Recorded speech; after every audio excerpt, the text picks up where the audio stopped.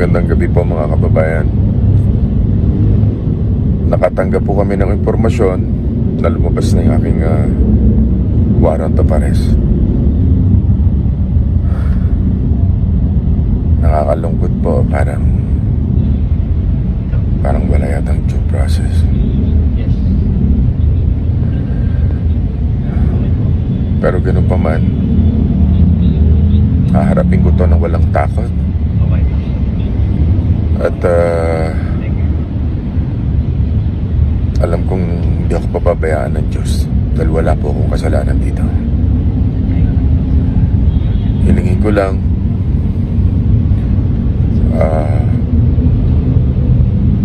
hingi ako ng panalangin at patatagin niyo rin po ang aking pamilya.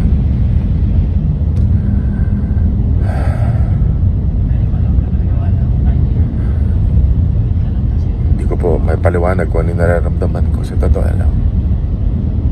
Napakasakit po para sa akin at para sa aking pamilya.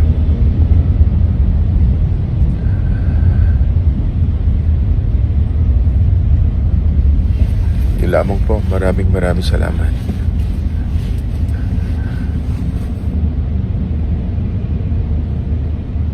Alam ko hindi ako papabayaan ng Diyos.